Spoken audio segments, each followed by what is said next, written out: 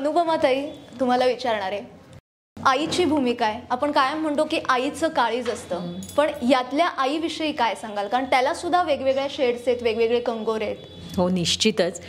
कारण कसं असतं, एखादं नाटक पुरुषसारखं जेव्हा आधी खूप दिग्गज व्यक्तींनी केलेलं असतं आणि जेव्हा मी रिहर्सल प्रोसेसमध्ये माझे मित्र मैत्रिणी त्यांना सांगत होते की मी पुरुष करते, अच्छा काय कुठली भूमिका करते, उषा नाडकर्णी, तर प्रत्येकजण मला असं म्हणत होता काय काम करायच्या त्या, काय काम करायच्या त्या. सो दडपण असतंच, पण जबाबदारीची जाणीव जास्त निर्माण होते की कोणीतरी हे नाटक आणि ही भूमिका एका उंचीवर नेऊन ठेवली आहे. आपण तिथपर्यंत भले पोहोचू न पोहोचू, पण आपल्या कुवतीनुसार आपल्याला करता यायला हवं.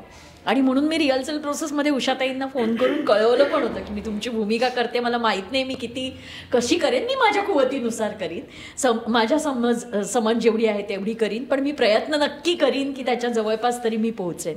आणि मला आनंद वाटतो की आमचे दिग्दर्शक राजन दामाणे आणि आम्ही सगळेच सहकलाकार म्हणजे अविनाश, शरद, स्पृहा, निषाद, नेहा, आम्ही सगळेच ना एकमेकांचे सीन रिहर्सल प्रोसेसमध्ये झाल्यानंतर एकमेकांना सांगायचो की हे असं केलं असतं, ते तसं केलं असतं. त्याचा आम्हाला खूप फायदा झाला. म्हणजे या दोघांच्या अनुभवाचा तर झालाच झाला, कारण तो जास्तीत जास्त होता, त्यामुळे त्याचा आम्हाला खूप फायदा झाला.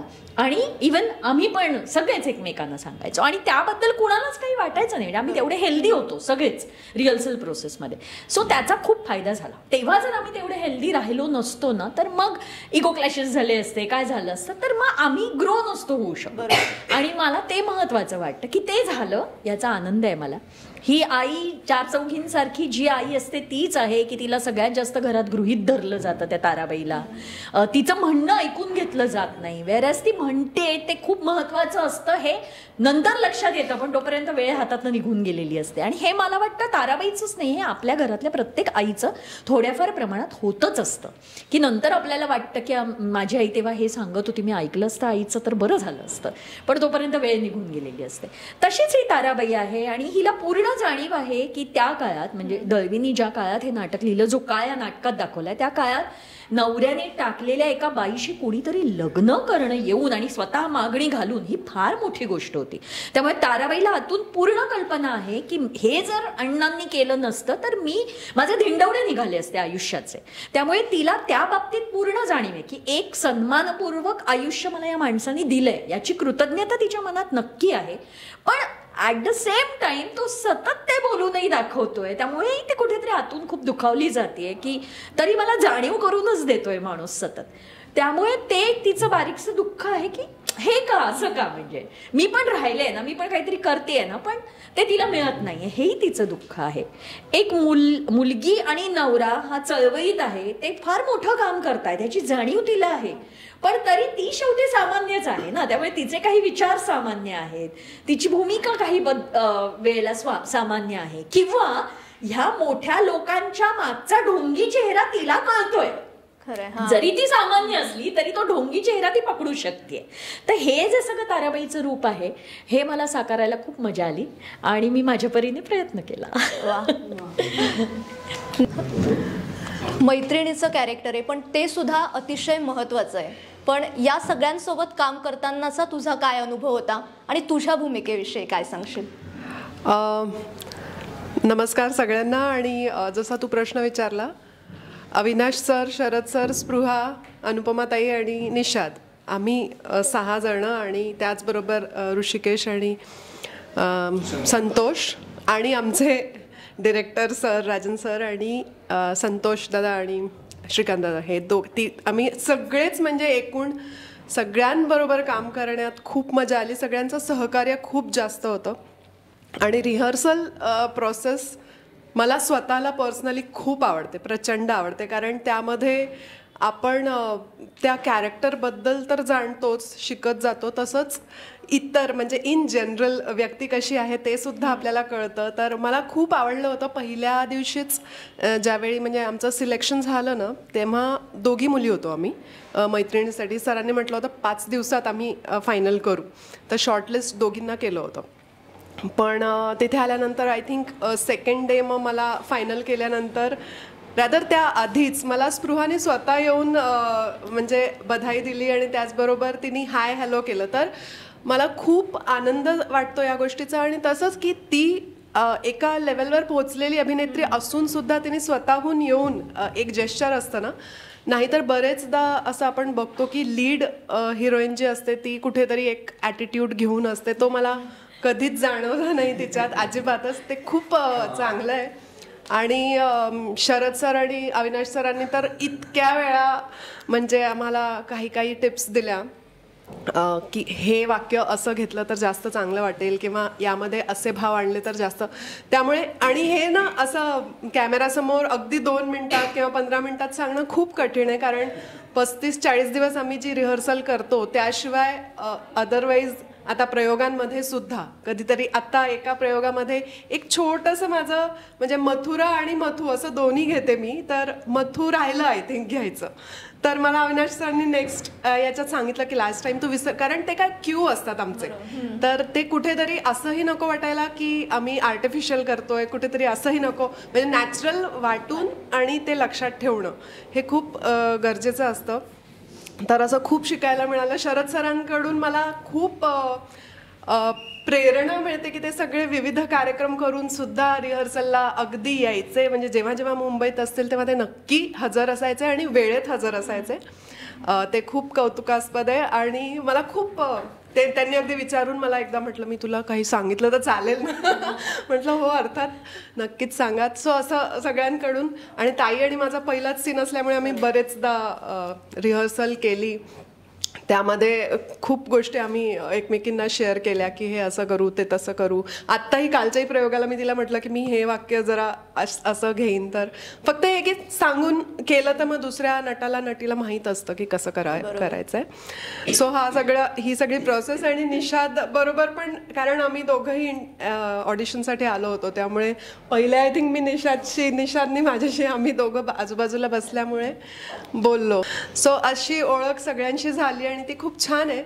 आणि आता टीम खरंच खूप छान आहे, म्हणजे त्यामुळे थोडक्यात मजा या येते. सगळ्यांसोबत काम करणं म्हणजे एक आनंद, कार्यशाळा आहे. एकदम आनंद. नाटकाच्या बाबतीत, हो. अभिनयाच्या बाबतीत. हो. आणि कार्यशाळेबरोबरच कार्यशाळा कसं असतं की त्यामध्ये मोस्टली सगळे स्टुडंट असतात आणि एक टीचर, इकडे जास्त टीचर आणि म्हणजे त्यातल्या त्यात जे अगदी नवीन आम्हीच आहोत. सो जास्त पर्सनल ट्युशन. हो डेफिनेटली. म्हणजे दिग्दर्शकाने जेवढं नसेल सांगितलं तेवढं इतर सगळ्यांकडून बरंचसं काही काही शिकायला मिळालं. पण ते सगळं हेल्दी वे, म्हणजे अगदी friendly. Sharad sir Avinash sir तर एवढे म्हणजे वयाने सुद्धा आणि अनुभवाने मोठे असून सुद्धा एकदम छान आम्ही मज्जा करतो. आणि ते चिडवायला एकमेकांना अगदी सोबत तयार असतात. तर अशी आमची टीम आहे. आणि भूमिकेबद्दल म्हणशील तर खूप छान भूमिका आहे. ॲक्च्युली जसं सगळ्यांनी म्हटलं की साही भूमिका खूप विविध आहे आणि वेगवेगळे कंगोरे असलेल्या खूप छान लिहिलेल्या सशक्त भूमिका आहेत. त्यापैकी एक मथुरेचा आहे कॅरेक्टर आणि ती तिची मैत्रीण आहे अंबिकेची. तर कुठेतरी ती स्वतःच्या घरात सुद्धा फार खुश नाही आहे, पण तिला समाजकार्य करायला आवडतं आणि ती कदाचित डिरेक्टली करू नाही शकत, त्यामुळे ती अंबिकेच्या मार्फत ते करण्याचा प्रयत्न करत असते. आणि जिथे जिथे तिला गरज असेल तिकडे तिला ती मदत करण्याचा प्रयत्न करत असते. अशी ती येस स्ट्रॉंग सपोर्ट. हो, म्हणजे लागेल ती मदत करायला ती तयार असते. आणि फक्त एवढंच की घरी नको कळायला, पण अंबिका, अण्णा आणि मावशी यांच्यासाठी ती तयार असते नेहमी. निषाद, तुझ्याकडे येणार आहे. सिद्धार्थ हे कॅरेक्टर आहे. पुरुषी मानस. तू पहिलं काय प्रश्नाचं उत्तर द्यायचं करशील? धन्यवाद. काय करशील? कृतज्ञता व्यक्त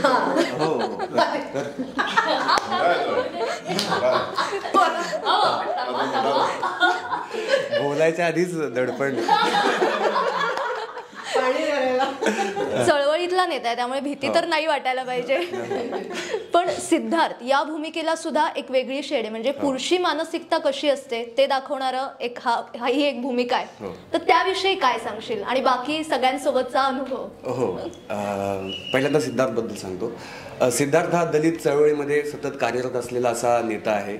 म्हणजे त्यांचे सगळे प्रश्न असतील, सतत मोर्चे, लढे, त्यांच्या लोकांवर होणाऱ्या अन्यायाविरुद्ध भाषणं वगैरे, या सगळ्या माहोलमध्ये राहणारा तो मुलगा आहे जो प्रचंड अभ्यास केलेला आहे, शिकलेला आहे व्यवस्थित, आणि त्याचं अंबिकावर प्रेम आहे जी की एका ब्राह्मण घराण्यातली मुलगी आहे आणि त्याचं वरचेवर येणं जाणं आहे. तिच्या घरच्यांनीही म्हणजे अजून पूर्णपणे मान्यता दिली नसली तरी सुद्धा एक मित्र म्हणून तरी एक्सेप्ट केलेलं आहे तिच्या घरच्यांनी. अण्णांशी त्याचं एक वेगळं नातं आहे, आईशी एक त्यांचं वेगळं नातं आहे. अण्णांशी त्याचं बऱ्याचदा तात्विक गोष्टींवर चर्चा होते, काही तात्विक मतभेद आहेत, पण ते खूप अतिशय मैत्रीपूर्ण असे मतभेद आहेत. आणि नाटकातली आमची जी मेन घटना आहे, बलात्काराची घटना, ती घडल्यानंतर मग ज्यावेळी ॲक्च्युअल स्टँड घ्यायची वेळ आल्यावर तो नेमका कसा कुचकामी ठरतो असं ते साधारण ते कसं वागू नये, असं वागू नये. असं सांगणारं कॅरेक्टर. आत्ताच्या काळातली म्हणजे आत्ताच्या काळातल्या मुली खूप खास करून मला शिव्या देतात त्याबद्दल की नाही यार तू असं स्टँड घेतला पाहिजेस तिचा, तू असं कसं जाऊ शकतोस वगैरे. तर तसं साधारणचं ते पात्र आहे. आणि या सगळ्यांसोबत काम करायचं म्हणजे खरं तर पहिल्यांदा मी मनापासून आभार मानेन स्पृहाचे, शरद सरांचे, राजन सरांचे की ज्यांनी लावून धरलं आणि मला फायनली या नाटकाचा भाग होता आला.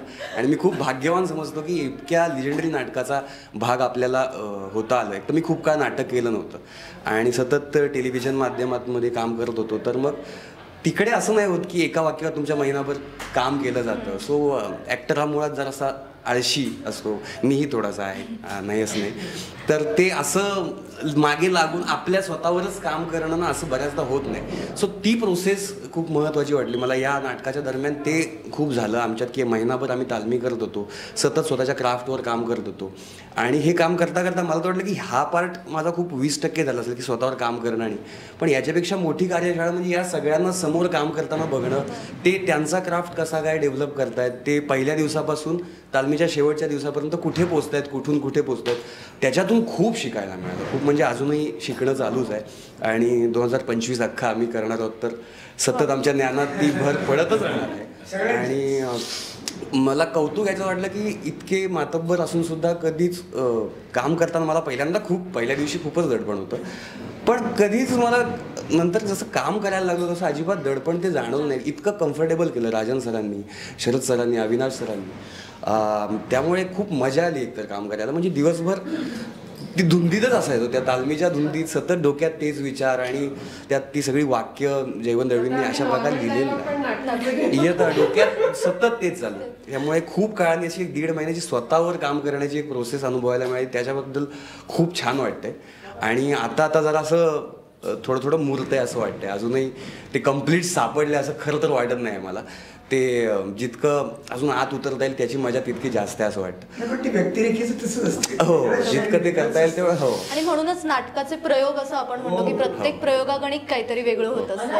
एक मुद्दा मांडायचा आहे या बाबतीत की असं नाही की दळवींनी कुठल्याही पुरुष पात्राला व्हिलन केलंय. म्हणजे आता गुलाबराव त्याची वृत्तीच घाणेरडी आहे, पण अण्णा सुद्धा जरी ते बोलवून दाखवत असले समजा 10 वेळा बोलवून दाखवतात, तरी ना हा माणसाचा कुठेतरी स्वभावाचा एक भाग आहे. पण त्यांनी केलंच आहे पुढे जाऊन त्या टाकलेल्या बाईशी लग्न. ही पण मोठीच गोष्ट आहे. किंवा सिद्धार्थ तो वेळ येतो तेव्हा तो नाही उभा राहू शकत अंबिकेच्या पाठी, पण तो व्हिलन नाहीये, तो नाही उभारी घेऊन. म्हणजे आज आत्ता ताजं प्रकरण आहे की एका मुलीला कुठल्या तरी कंपनीत भला मोठा चाकू घेऊन एका माणसाने मारलं, तर त्यावेळेला बघ्याची भूमिका घेणारे तिथे भरपूर होते, 15, 20, 50. जे सोशल मीडियावर बघतात ते प्रत्येक जण कमेंट करतात की काय माणसं आहेत, गेले असते सगळ्यांनी एकत्र केलं असतं, पण हीच माणसं तिथे असते तर त्यांनी हे केलं असतं का, हा प्रश्नच आहे. बोलणं सोपं आहे. सो ह्या भूमिका ज्या आहेत, अण्णा असेल किंवा सिद्धार्थ असेल, ह्या व्हिलन नाही आहेत. ह्या त्या परिस्थितीत त्यांना जे योग्य वाटतंय, माणूस जसा वागतो तसाच आहे. कारण माणूस हा माणूस असतो, तो आदर्श नसतो, तो शत्रू नसतो, तो माणूस असतो. मग तो वेगवेगळ्या परिस्थितीत वेगवेगळा वागतो. आणि हे जयवंत दळवींच्या लेखनाचं वैशिष्ट्य, कारण त्यांनी माणसं उभी केली आहेत, कॅरेक्टर नाही. आणि पुरुषांची कसं आहे, परत ह्या पुरुषाकडे स्त्रीच्या चष्म्यातनं बघितल्यानंतर त्या पुरुषांचे वेगळेपण जे आहे ते दिसते. जसं आता अनुपमा म्हणाली की अण्णा जरी बोलत असले की आपल्याकडे असं होतं ना की स्पष्टपणे बोलतात माणसं, पण त्यांच्या मनात त्या गोष्टी नसतात. आता तो म्हणतो ना की मी जर तरुण असतो, अविवाहित असतो, तर त्या खानदेशातल्या त्या कुरूपबाईशी मी स्वतः लग्न केलं असतं.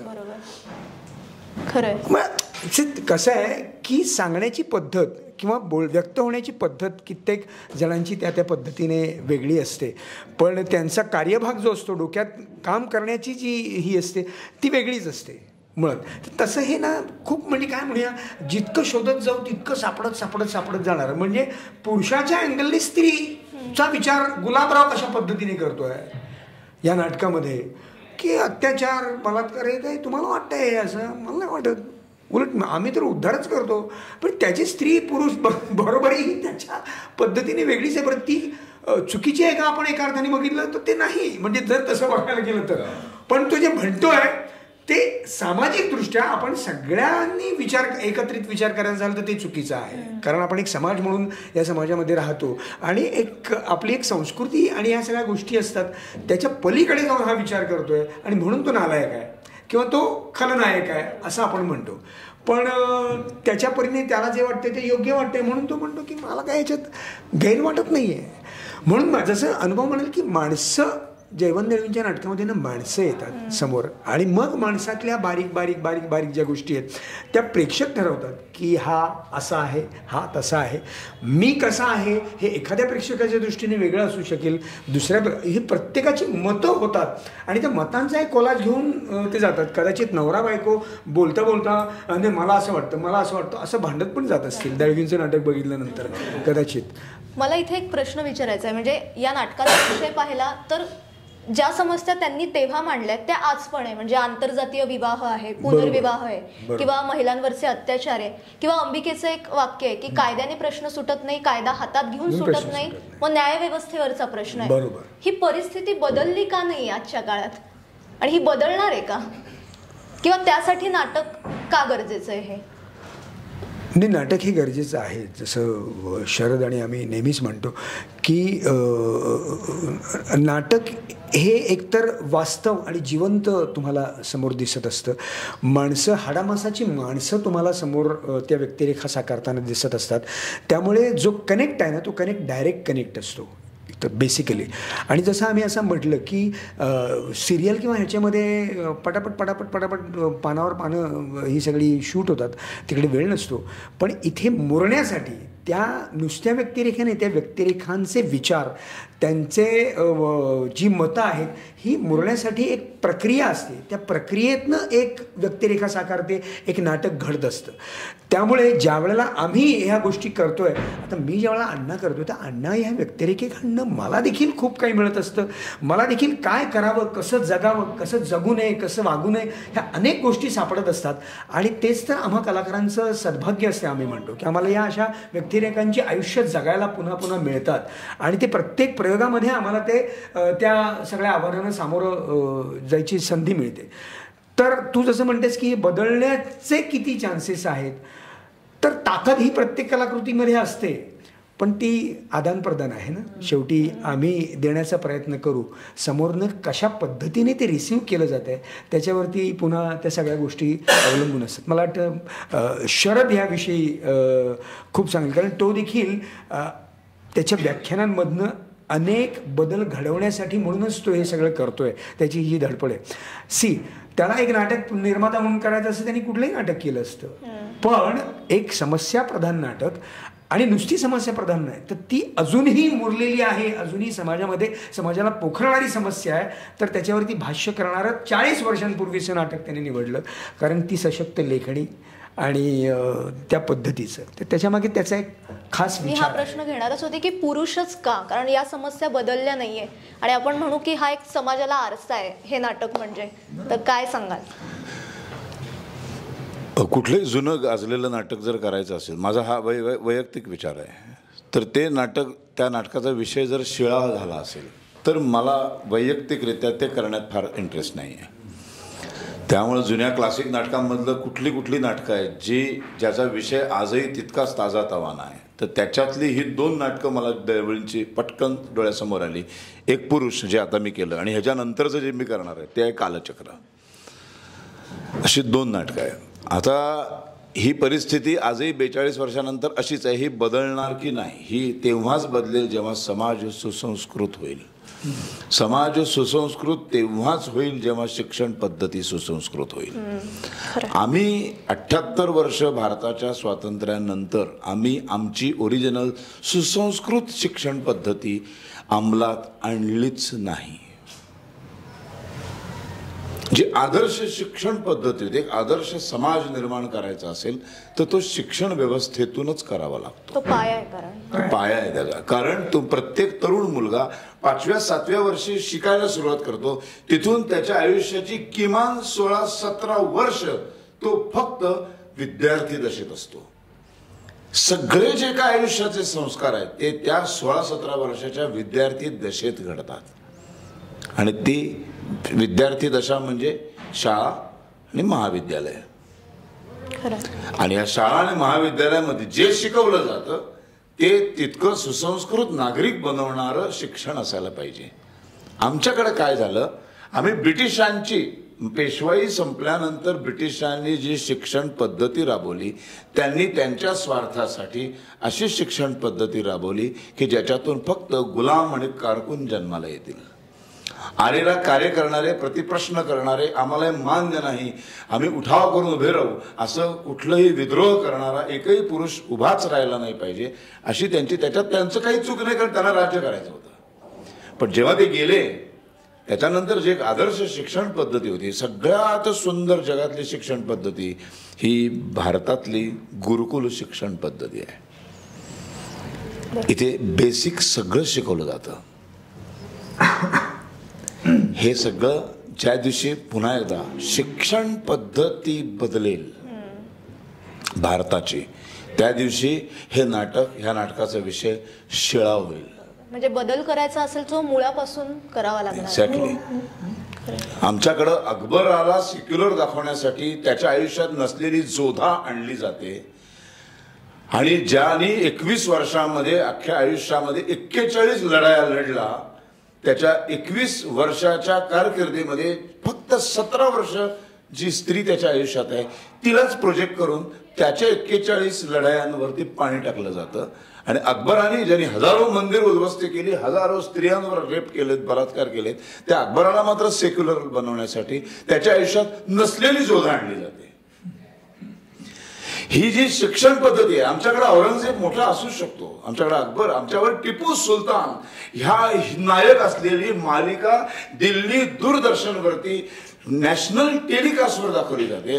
ह्याच्या एवढं दुर्दैव नाही. टिपू सुलतान हा कुठल्याही जगातल्या देशाचा हिरो होऊ शकत नाही. खरं. हे ज्या दिवशी बदलेल त्या दिवशी पुरुषचा विषय शिळा होईल.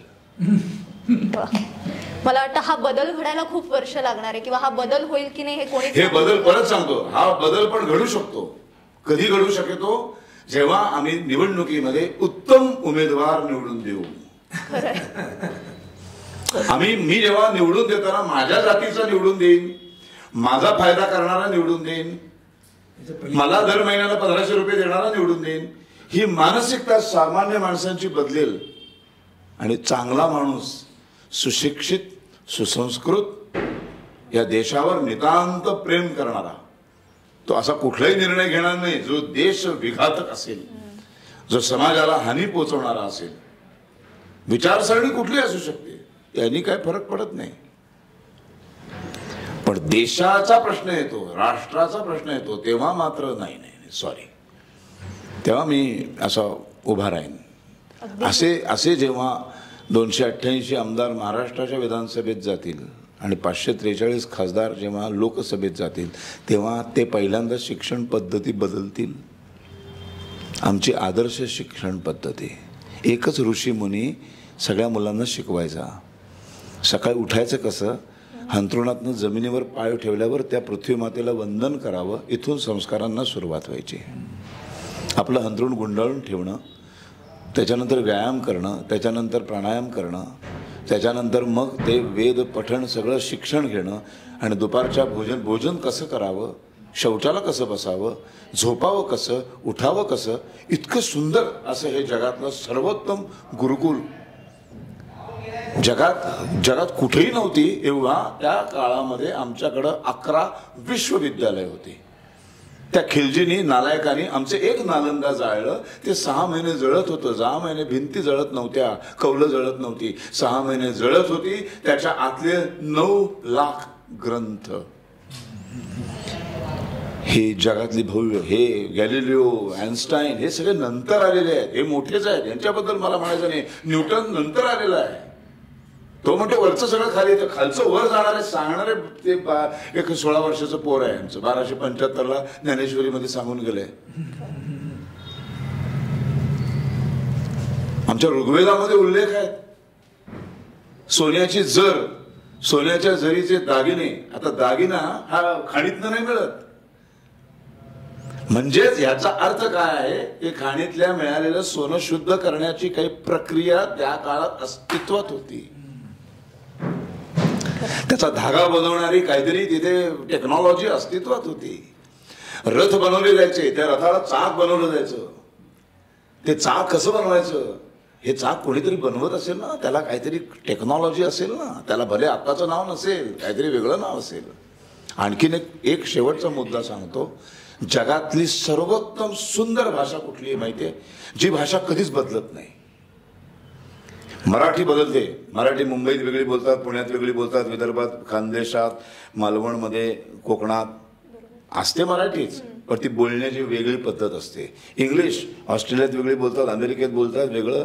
इंग्लिशच आहे ते सगळं, पण ते इंग्लंडमध्ये वेगळं बोलतात. जगात एकमेव भाषा अशी आहे जी कुठेही बोललात तरी ती वेगळी बोलताच येत नाही. ती भाषा आहे संस्कृत. तुम्हाला वेगळं बोलू, तुम्हाला ब्रिटिशाला पण संस्कृत, ओम हरिओम नमस्ते गणपते, हे ब्रिटिश माणसाला, फ्रेंच माणसाला, एका मुसलमानाला, एका ख्रिश्चनाला, कुणालाही हरिओम नमस्ते गणपते त्वमेव प्रत्यक्षम तत्त्वमसि हे वेगळं नाही बोलताय, हे तसंच बोलावं लागतं. जगातली सर्वोत्तम भाषा जी कधी बदलत नाही, त्याचा ऍक्सेंट बदलत नाही, त्याचं काहीच बदलत नाही.